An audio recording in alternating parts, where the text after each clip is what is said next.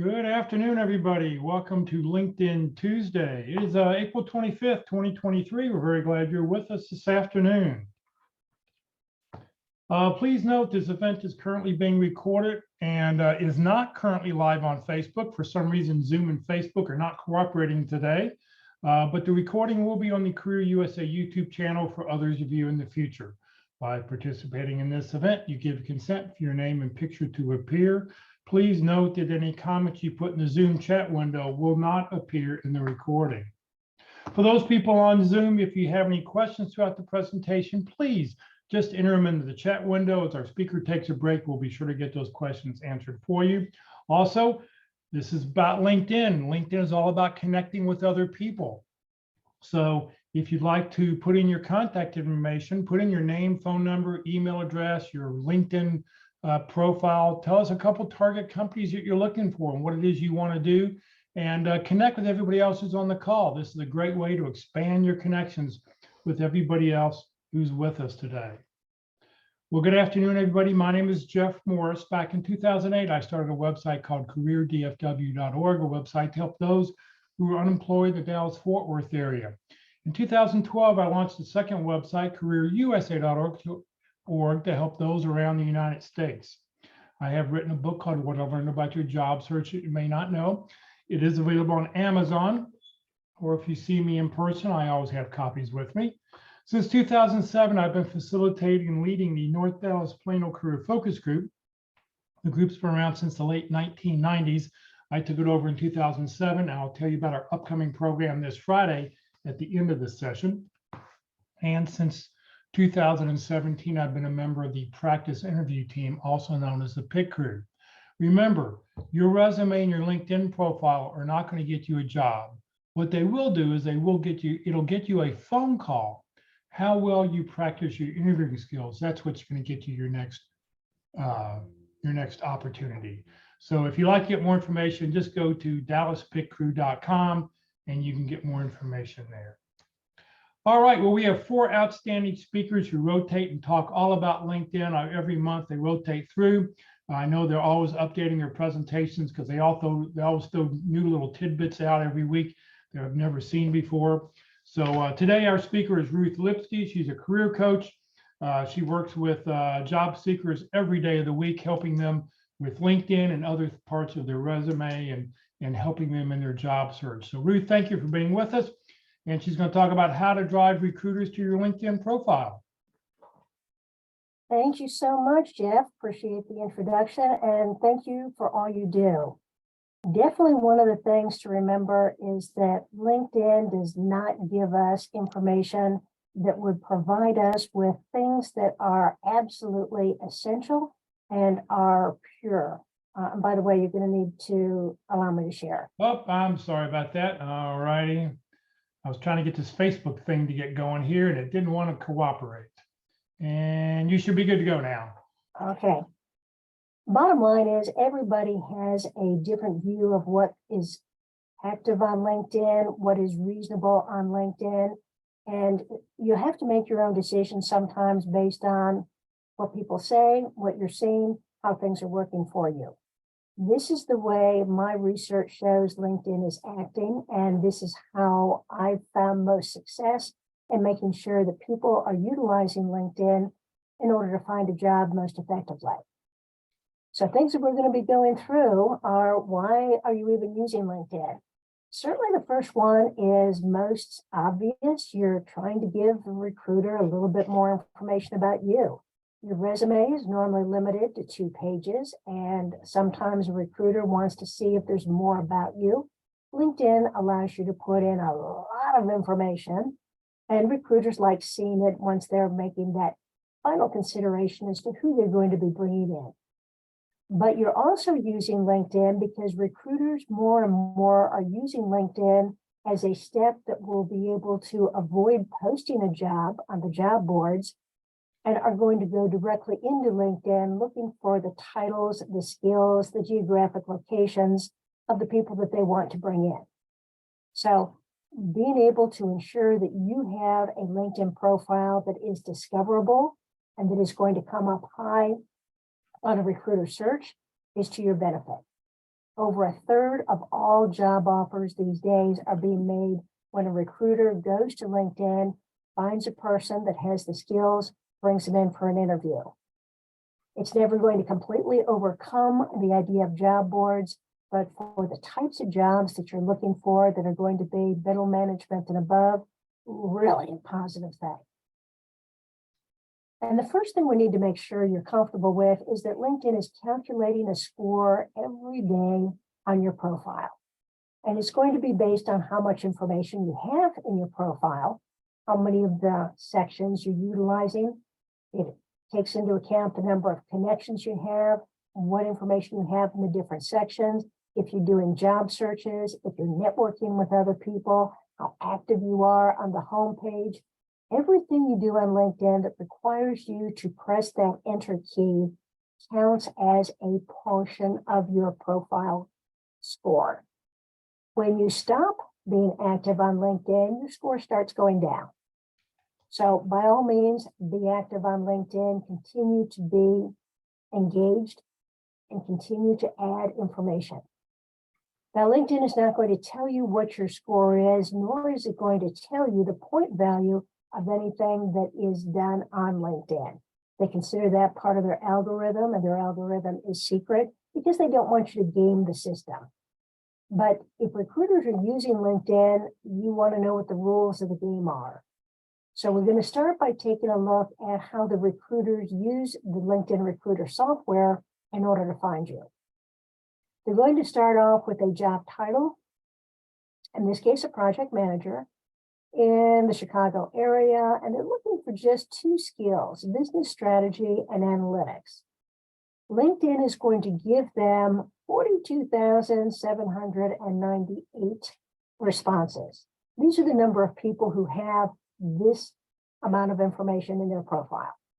Well, recruiters are going to want to have some sort features, and the spotlight area through here is going to allow them to narrow it down.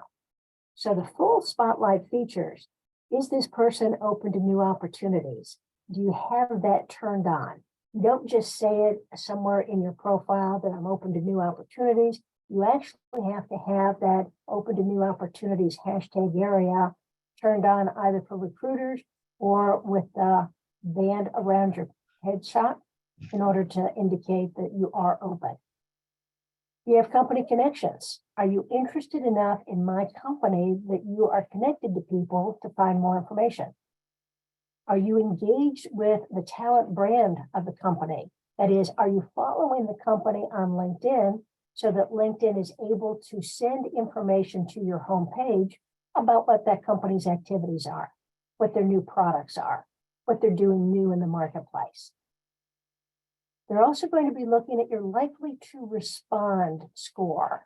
That's another one of those scores that LinkedIn does not give you. It is calculated in the background, and it's the number of times you respond to an outreach by a recruiter on your messaging page. Anytime a recruiter reaches out to you, you need to be able to send a message back. And it can be as simple as not interested in that type of role, or I'm not able to relocate. But it needs to be something that you at least reply instead of ghosting the recruiter.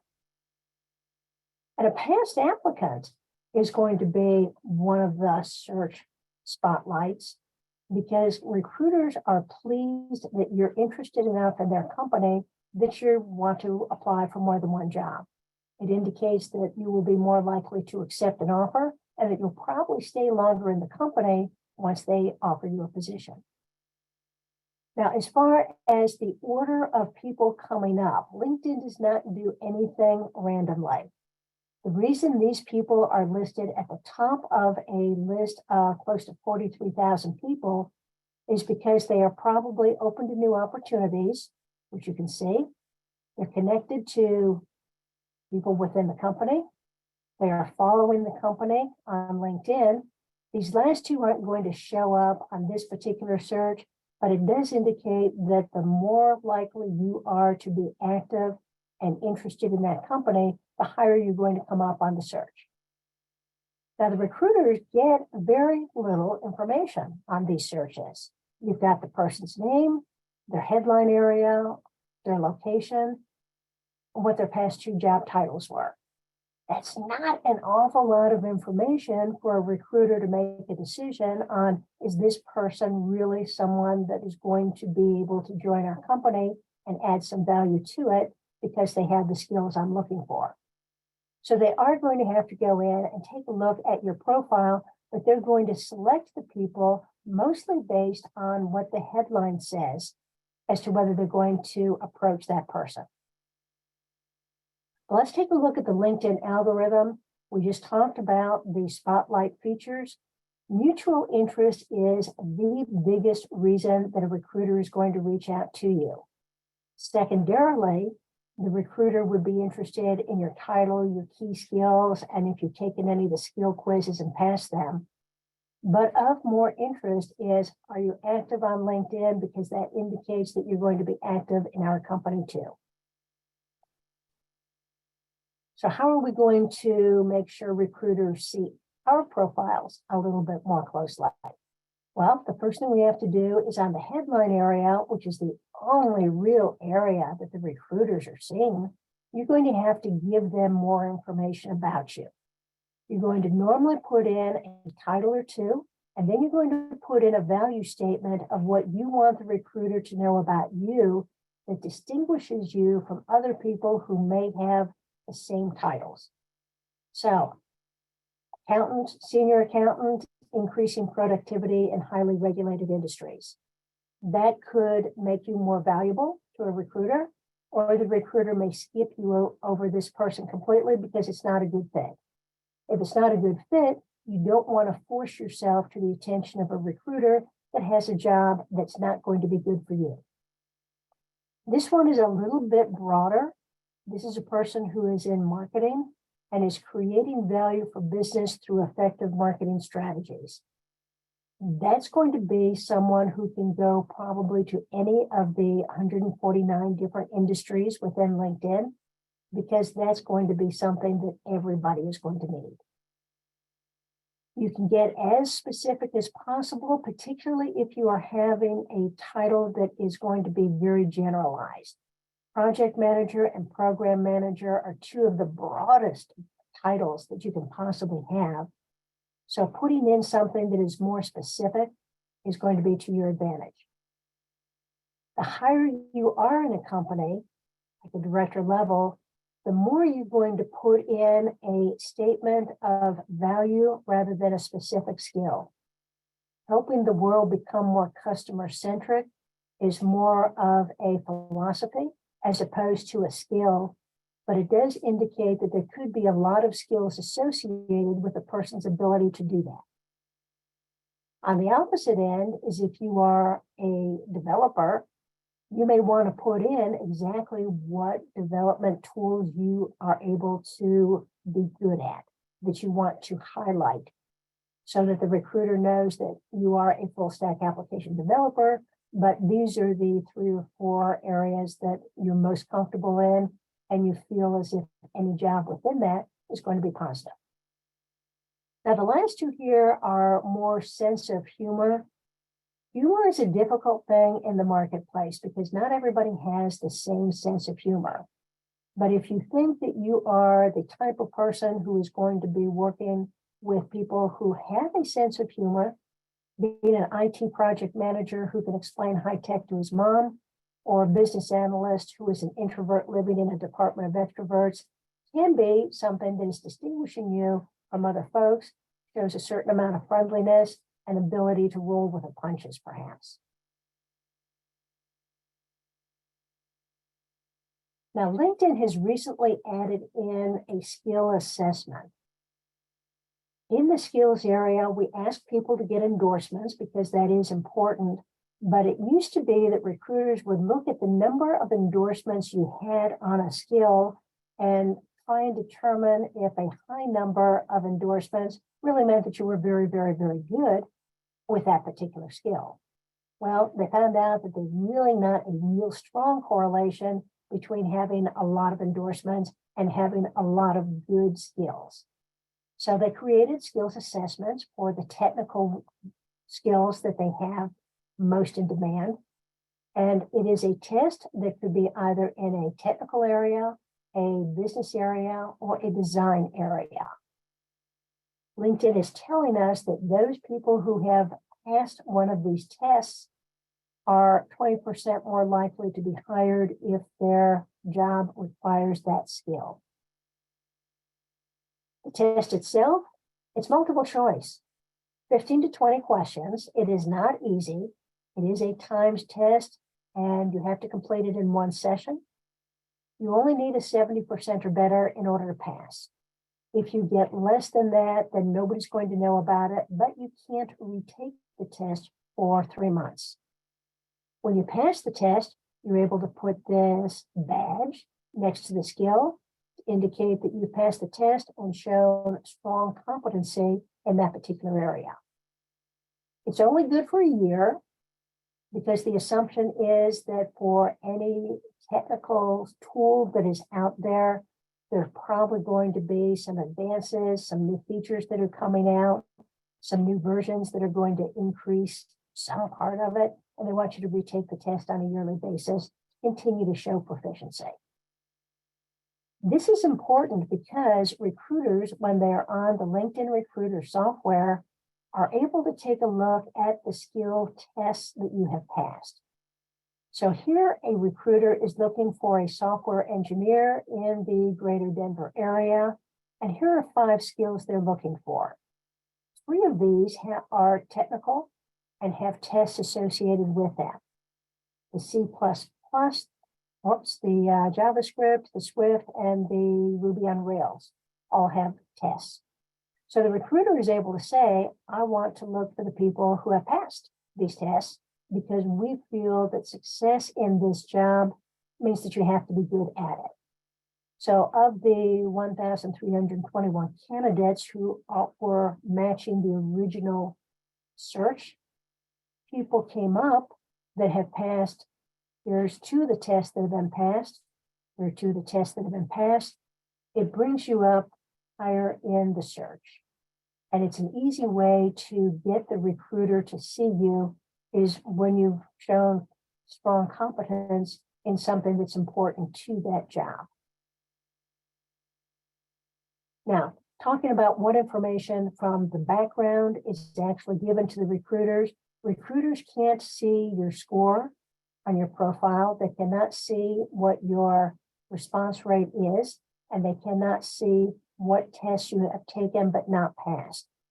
So LinkedIn is trying to keep some things hidden, but if you're a recruiter and you're using this type of search, the assumption is that a person who is coming up high on this search is doing so because LinkedIn is pushing them to the top because of their behavior, the amount of words that they have in their profile that are keywords, and the activity they have in general in LinkedIn activity.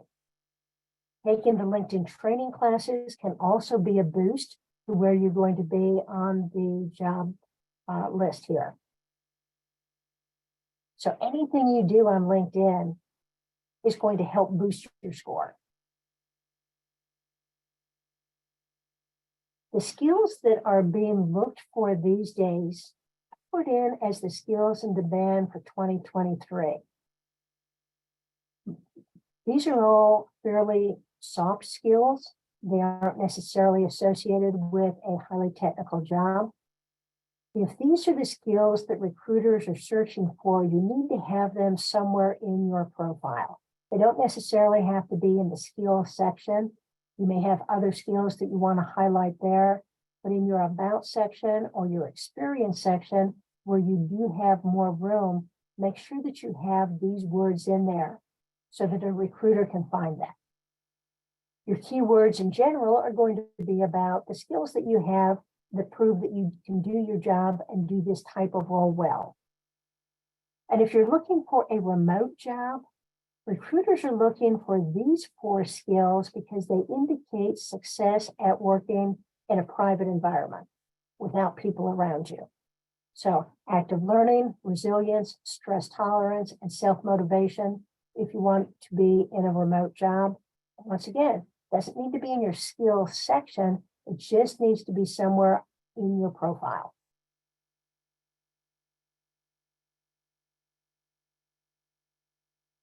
Now you can check if you've got the right skills for your job, and it's probably easier if we go out onto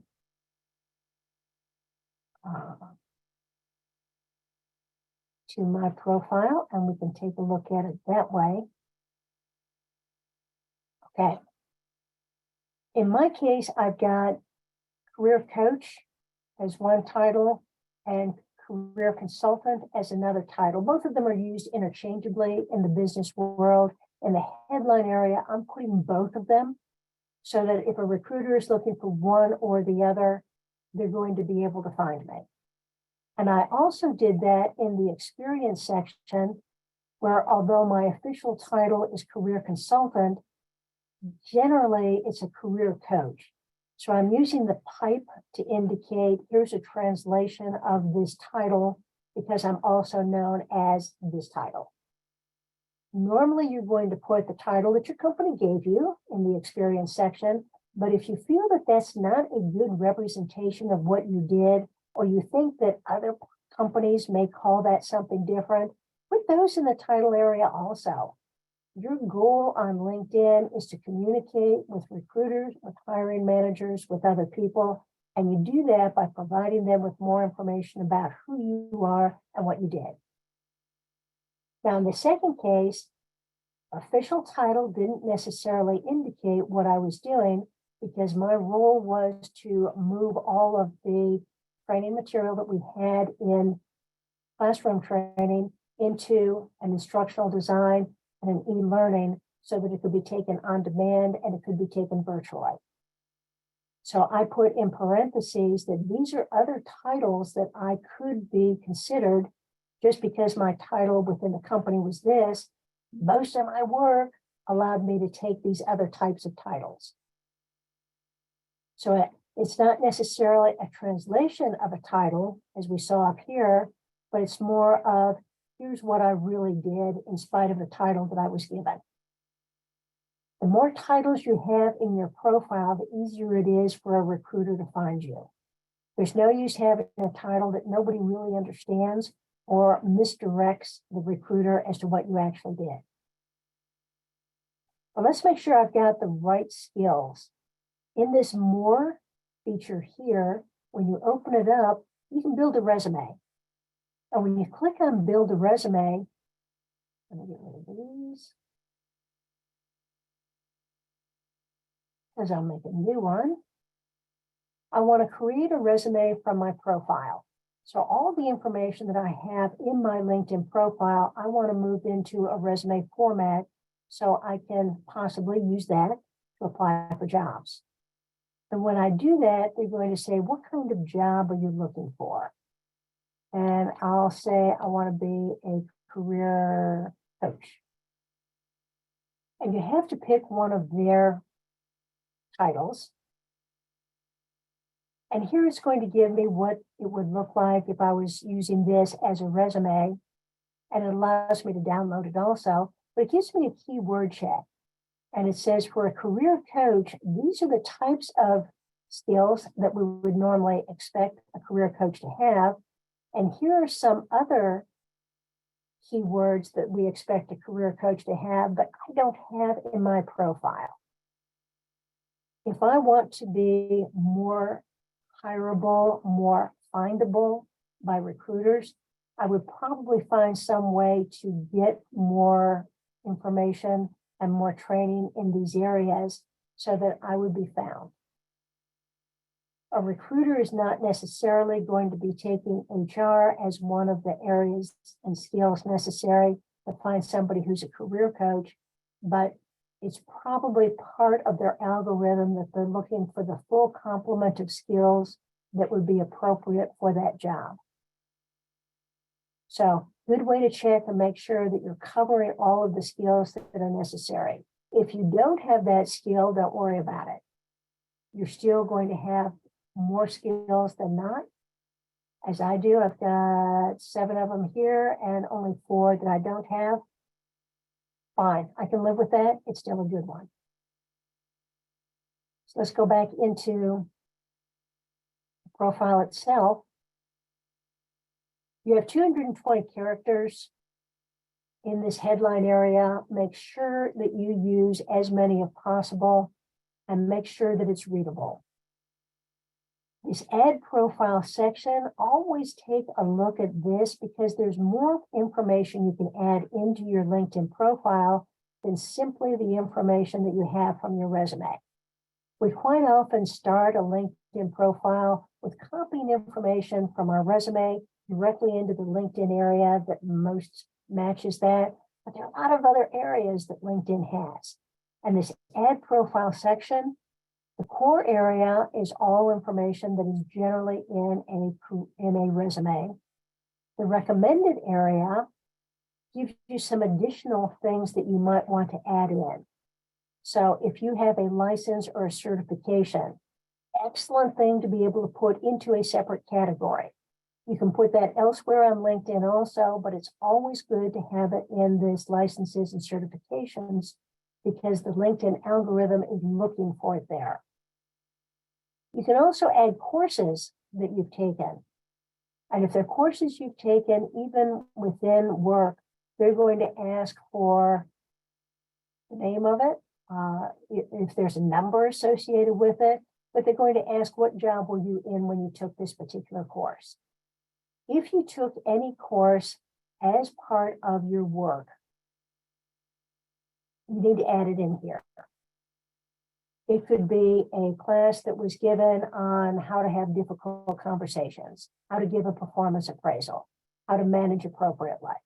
But you also need to put in the classes that you took on a regular basis,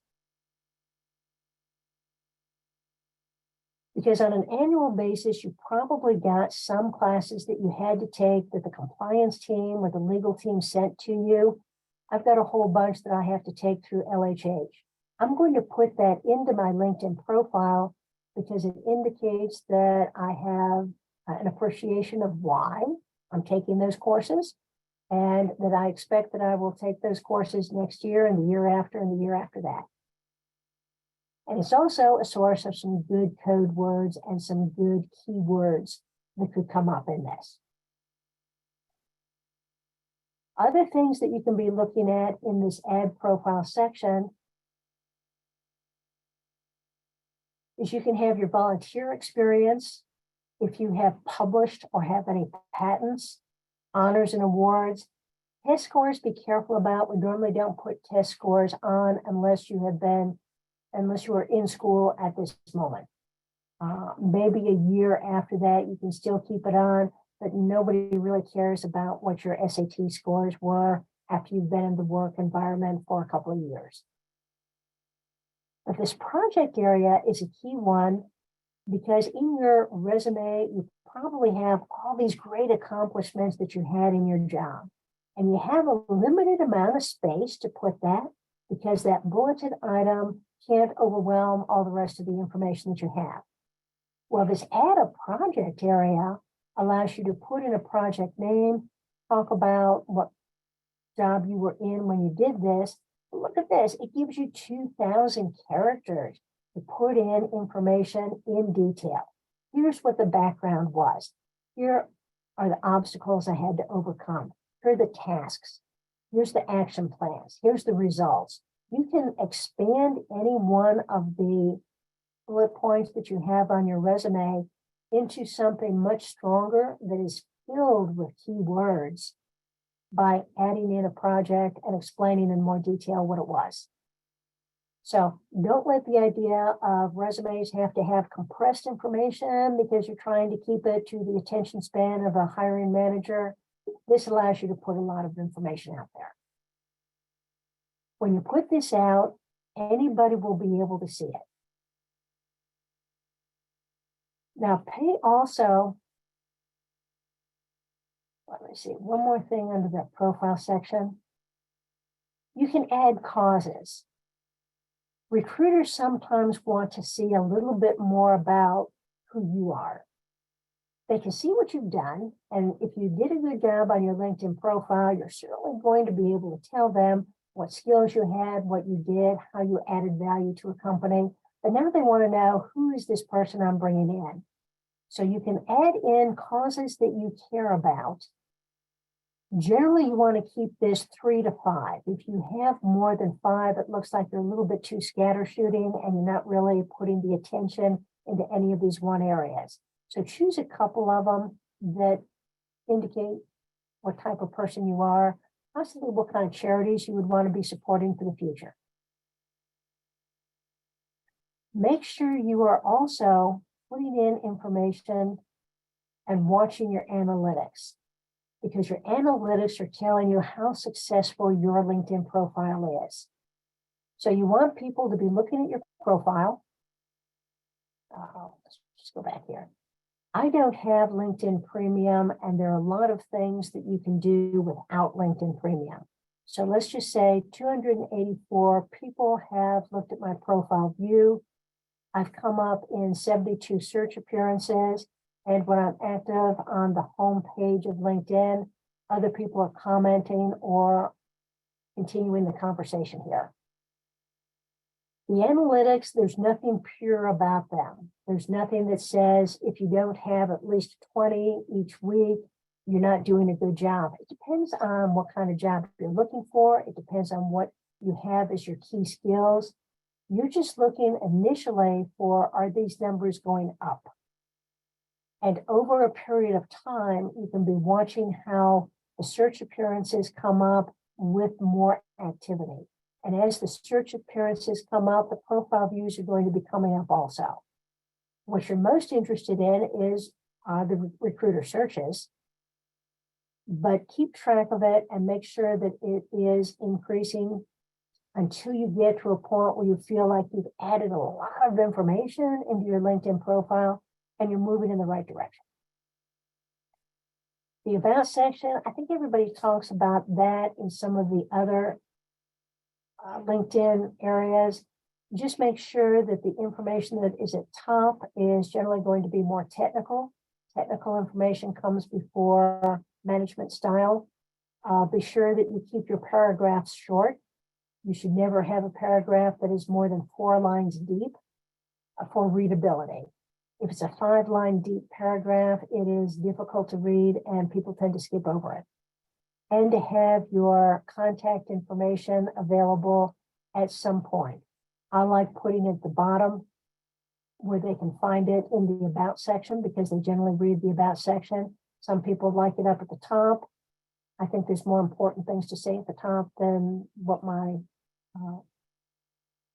email is, but everybody's different on that. Let's talk a look about how you're going to be doing a search though, because now that you've got information in your profile, now that you've got these areas set up and you're telling the story as best you can about who you are, what you've done, what value you bring into the new company, now you're going to want to start doing searches in more detail. So somebody in the chat feature or just shout it out, give me a company name that you're looking at.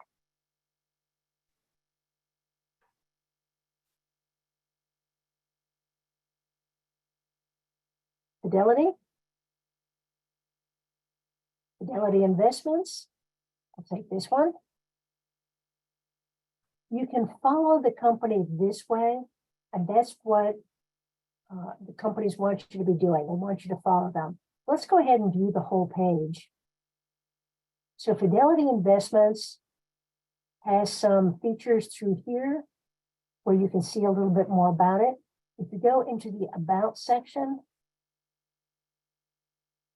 there's this interested in working with us in the future. Click on I'm interested, and all the recruiters are going to be able to see this so that when they're looking for people on LinkedIn, your profile is going to come up higher in the search because you've indicated an interest in their company. This is a new feature. Not all companies have this. Most of the larger companies are. But once again, it is on the company LinkedIn page and is in the About section. Other things you can be looking for is in the Jobs section.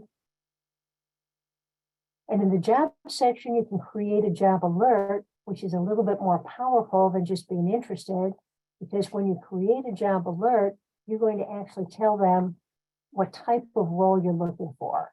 So product manager in the Dallas area, and always use a metroplex as opposed to a single city. For some reason, the algorithm is set up so that a metroplex or a metropolitan area is going to be coming up higher in the searches. So now you've given information to Fidelity about more specifics on what type of job you want.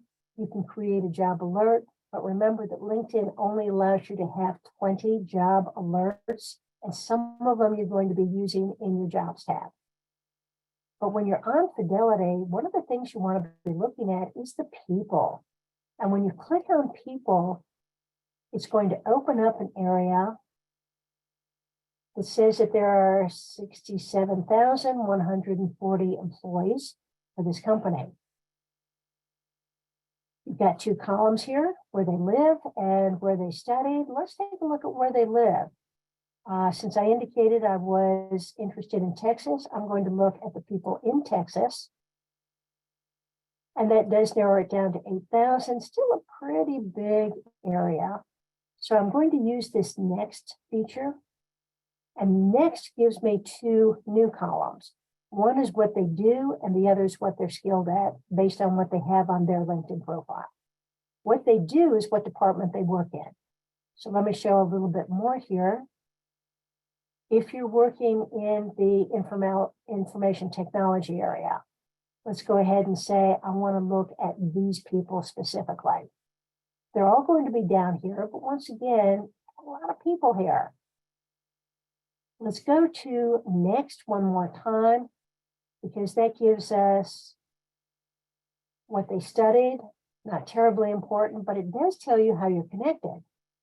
So if you wanted to find out, do you have any first degree people in this company who are in Texas and in information technology, you would click on that. I don't have any with that. It's like a list. Let's try and see if I have any second degree connections. Okay. If this was a first degree connection, they would have a first here. And the reason you want a first degree connection in your company is that it satisfies one of the criteria that LinkedIn is looking at to bring you up high on the search. You're engaged with the company, but it also gives you the ability to send a message to the person you're a first degree in to say, I'm looking at a career move into Fidelity Investments as a, and give a title. How do you like it there? Let's talk. Or you can say, I just applied to this specific job. Do you know who the recruiter is? Do you know who the hiring manager is? Could you put in a good word for me? Depending on how close you are to that first degree connection. Knowing that when a person puts in I recommend this person to the recruiter, they could get a hiring bonus if you get the job. And sometimes that's worth it for them. If you're a second degree connection, you can't actually contact them directly unless you have paid the premium price and have message capabilities. But you can see that there might be some people that you might want to connect to. Normally, the people most willing to connect have their picture out here, and quite often they'll have a background. But let's take a look at somebody who's in cloud transformation. I could connect with them using the white connect button, but a white connect button will send a message that is the default of LinkedIn. I'd like to be part of your network. Not a very compelling message. But if you click on the name or the person's picture, you can see that there's a blue connect button. And a blue connect button will always allow you to personalize this message. I'm looking at jobs within this company. See, you're also in the technology cloud transformation area. How do you like working there? Let's connect. And once they connect, then you can ask the questions that are a little bit more detailed. Do you know who the hiring manager is in this area? Do you know who the recruiter is? But always find a reason to connect with someone that would make them willing to connect with you. And when they see that they have something in common with you, either because of a job title or an industry or any other piece of information in common, they're going to be considering you a little bit more carefully.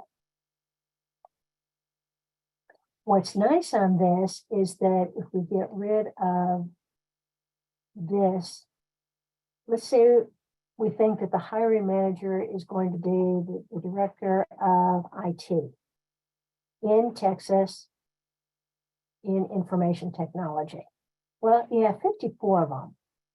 And when you are searching by title, be aware that that gives you the people who currently have that title in the company, but it's also going to give you anybody who has ever had that title in the past. So it's taking a look at the full profile of each one of these people. Some of them are going to be director of IT. This person's not, but he probably was a director of IT at some previous time. But being able to identify the person that you think might be the hiring manager is a nice thing to be able to look at, because you can send that person a note and say, I've applied for this job. Looks like it might be in your area. I'm interested because of my background in blank, blank, blank. Would love to connect and discuss. You only have 300 characters, so you have to be a little bit careful about what you say. You can't go too wordy on these things. But finding somebody in a company that you think might be beneficial to you is a good thing to be able to connect to. And it's easy. If they ignore you, they ignore you. Now, instead of looking for information technology or a particular title in IT, let's say that in Texas, we're looking for the people who would be a recruiter. There are 87 people who are either currently recruiters or who have been a recruiter in the past. We can take a look through here, and we're going to be looking at the title to see if it's a recruiter that is useful to us.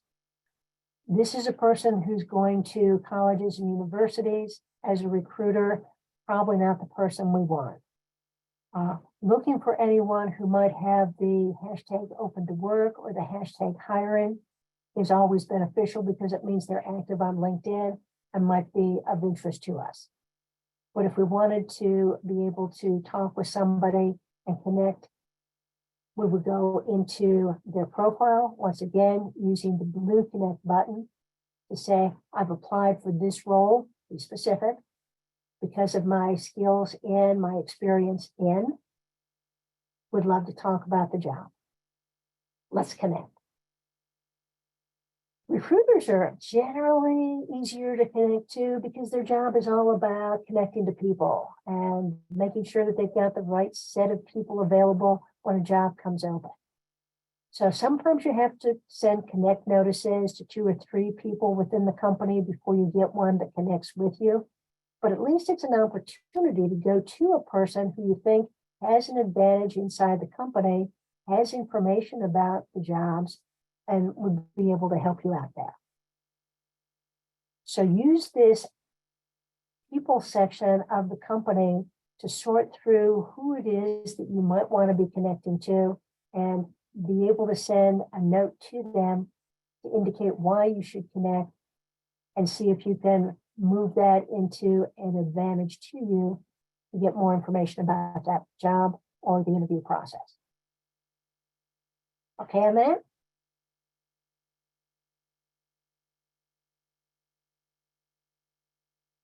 Okay, let's talk about networking through your college or university. If somebody could put in the chat feature a school that they went to, we can see if we can find something there.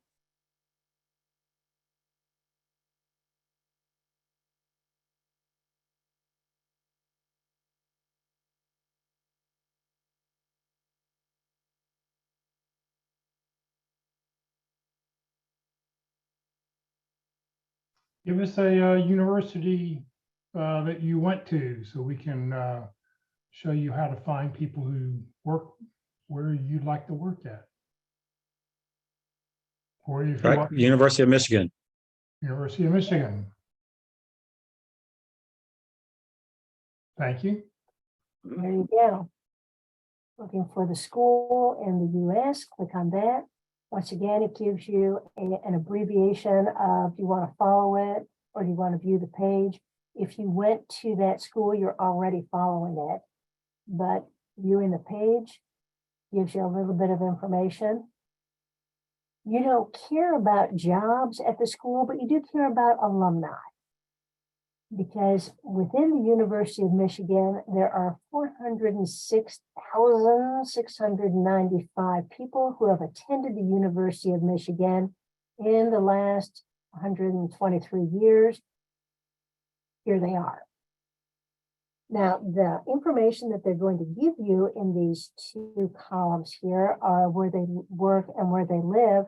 You want to know where they work. So if you decided that you wanted to find the people who are in Fidelity, you have 133, let me open this up more. You have 133 people who are currently working at Fidelity, who went to the same school that you did, presumably.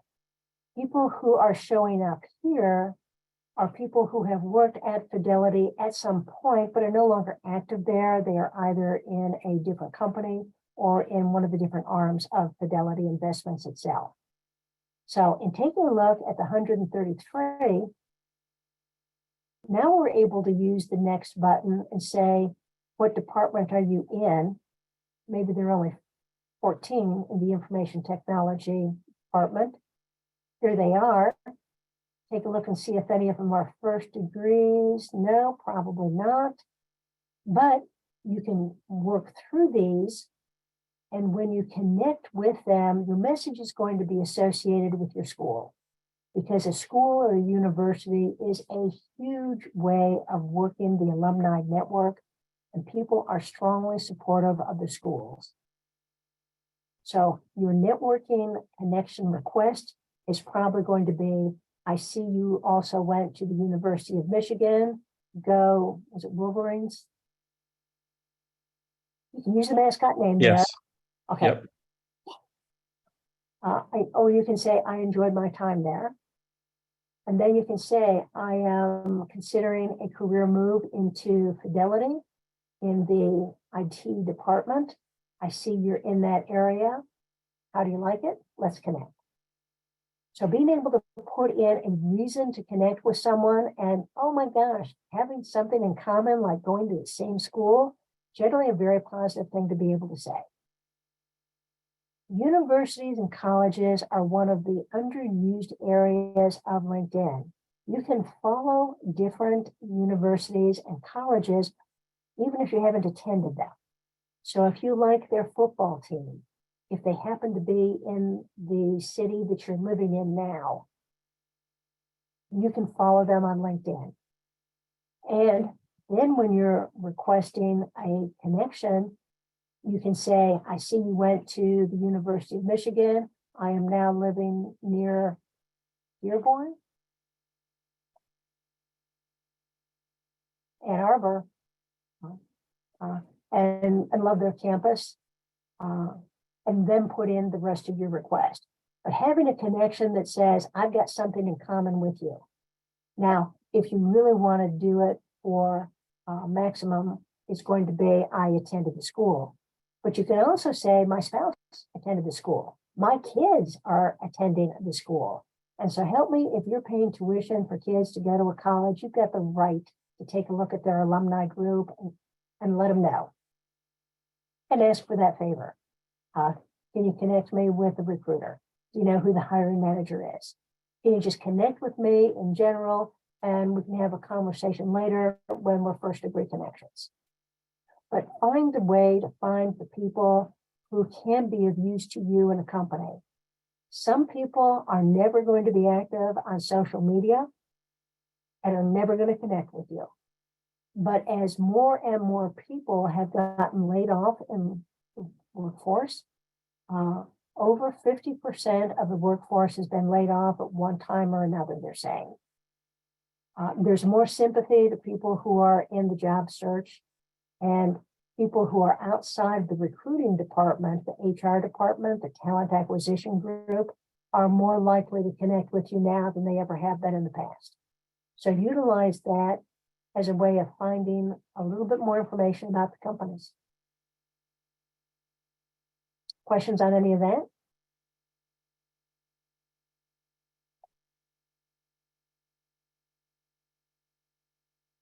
Okay. Let's take a look at the home page, because the home page is where you're going to increase your score for LinkedIn on an ongoing basis. Once you have your LinkedIn profile set up, you've got a good, strong about section, you've got your skills laid out, you've taken the skills test, you've gotten some recommendations. Once you get that set up, then you're going to be more active on networking, looking for jobs, and being on the home page. Networking and looking for jobs you're probably okay with, although there's a new feature in the jobs. Let me show you that one. If we're looking for a project manager, and we'll just take it in the United States, LinkedIn has filters up above here. Go to the all filters and it opens up a panel. There's more information here than they have up on top here. Being able to put in the experience level. We'll skip the company right now, but you want a full-time job. Let's skip that one. But this job collections is new. Green jobs means that you're looking for a job in an industry that is devoted to the support of services or products that are environmental in nature. It also means that these are going to be jobs that are in a company that might be outside of the green industry, but are trying to make their company more environmentally friendly. So if you're interested in environmentally friendly jobs, you would click on the green jobs. The other thing you should be doing is that LinkedIn has 149 different industries. The only industries that are going to come up on the top are the ones that have the most jobs associated with the search that you're doing right now.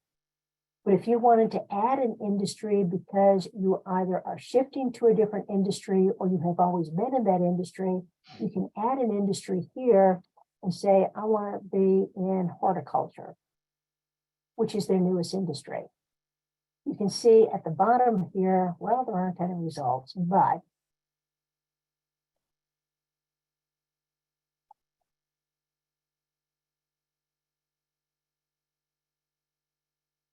okay. You can narrow it down by the type of industry that you're looking at. And LinkedIn is very good at ensuring that the jobs that you're looking at are really associated with that type of industry. So try that out, because that means that instead of getting a gazillion results, you're going to get something a little bit more in line with what you've done and what you're capable of doing in the future. Also, make sure that you use a fair chance employer if you have a record. A fair chance employer is someone who is going to accept the fact that people get driving under the influence or have a slight drug conviction. That's okay. A fair chance employer is going to give you a second chance. Now, if you've got embezzlement, you're not going to be eligible for a job in the finance department, but fair chance at least gives people an opportunity to move into areas that they might not have thought that they were eligible for. But also use this salary feature. Putting in the minimum salary is going to be a strong way of identifying where the responsibilities are. The job titles can sometimes be a little bit misleading, but the salary is generally pretty close to here's what the responsibilities are going to be. And if you like the results that you're getting, set the job alert so that LinkedIn notifies you whenever jobs with all of your filters come on board. But back to the home page. LinkedIn wants you to be active. LinkedIn wants you to be talking to other people, engaged in conversations, and they are going to reward you whenever you are commenting on somebody's post. LinkedIn is hoping that with the type of information that they are sending to you, that you're going to be interested in these types of things. And when you get to the comment section, you're going to be able to add in a statement that is going to continue the discussion.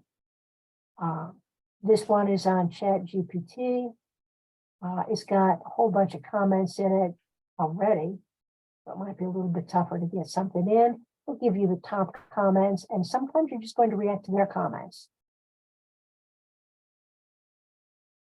But anything through here that is going to be of interest to you, comment on it.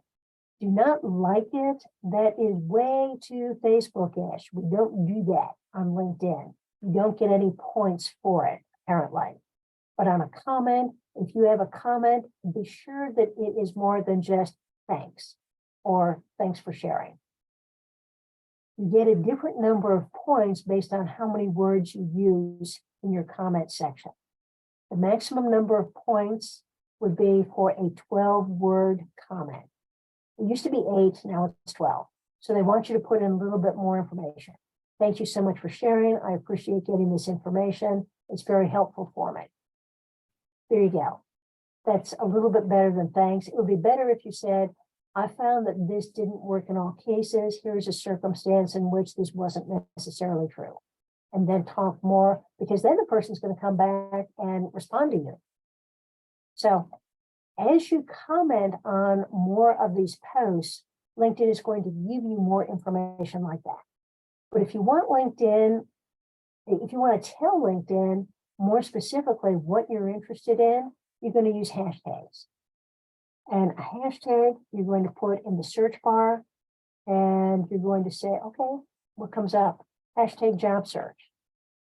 This takes you to a page where the only thing on this page are people talking about job searches. And there are 1 million, nearly 2 million people who are following this type of conversation. So if you follow this, then LinkedIn is going to say, hashtag job search. We're going to put more of that information on your homepage. Another one that might be useful would be hashtag job fair 2023. This doesn't have as many people following it, and sometimes you'll need to be both on job fair and job fair 2023. But this is all about job fairs that are coming up that are virtual. Take a look. Companies are going to be posting out here where their job fairs are. You can sign up for them. But really, LinkedIn is looking for, what are you looking for? And if you're saying, I want to know more about management, I want to see more about management tips, we have 35 million people following the hashtag management. And this is all about, here's how we manage better. There are problems at management. And being able to use the hashtag so that you can find the things that are of interest to you is going to help LinkedIn identify what is on the homepage. It makes it easier for you to engage, but it also is going to be able to make you feel as if you're learning something on LinkedIn also. Okay, any questions? Ruth, thank you very much. I know we're at the top of the hour. I didn't see any questions in the chat window. But Ruth, thank you very much for your time. If you want to connect with Ruth, here's her LinkedIn profile. Remember, send her a personal note. Let her know that you saw her here today. I get LinkedIn requests all the time. If you don't send me a personal note, I don't know why we should connect, and I'm not going to connect if we don't know why. So please, please, please always send that personal note. Ruth, thank you very much. Great information today. Next week, our speaker is going to be Kurt Vondermatter. He's going to talk about LinkedIn from a recruiter's eye. Kurt spends the big dollars for the full-blown recruiting package, and he's going to show us what it looks like from the back end. So join us next Tuesday for that. It's always a fascinating presentation as he's trying to find you, and he's going to show you how he tries to find you. All right, I need everybody to please raise your right hand and repeat after me. I, Jeff Morris, promise always to send a personal note whenever I send a LinkedIn request to connect with anyone. This includes when I use my cell phone or my computer. Thank you. So always send that personal note. As Ruth mentioned, whenever you see a white connect button, click on the person's face.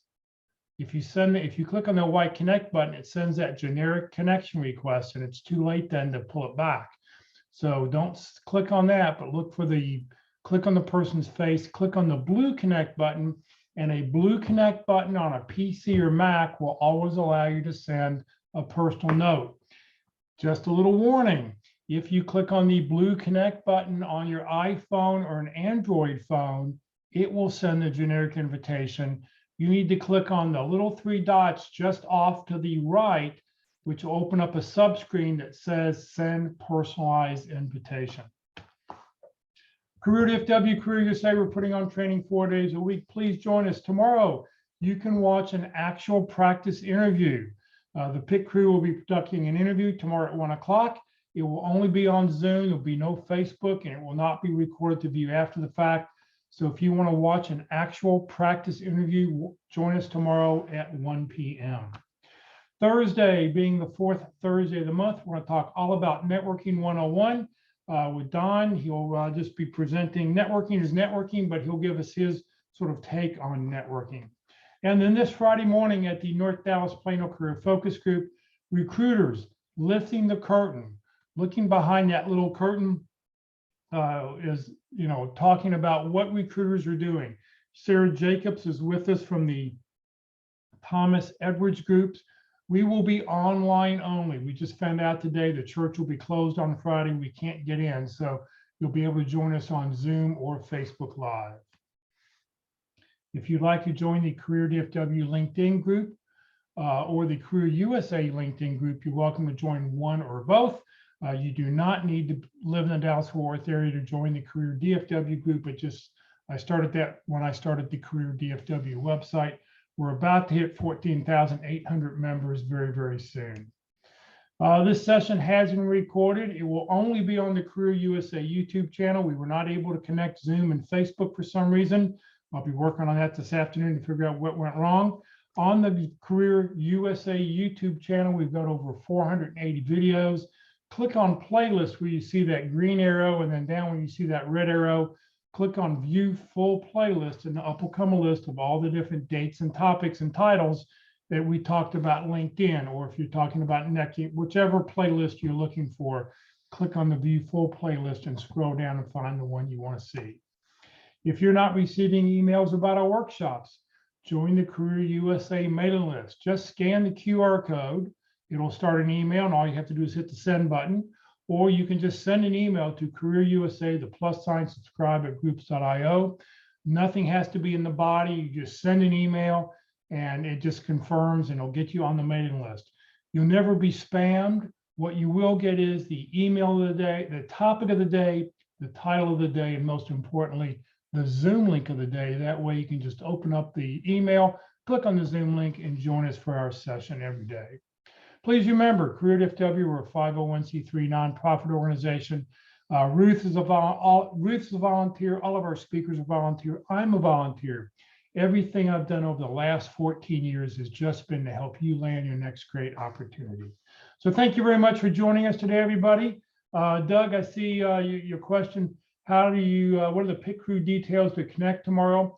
If you're on our mailing list, you will automatically get that link tomorrow. If you're not part of our mailing list, you can scan the little QR code in the lower right-hand corner. You can also go to the Career DFW or Career USA website. Right in the middle, there's a little tab that says free online training or free career training or something like that. And just look for Wednesday pit crew. You can click on that and it'll open up, and the link will be in that right there for you to open up. So everybody have a great afternoon. Ruth, once again, thank you very much. And hopefully we'll see you later in the week.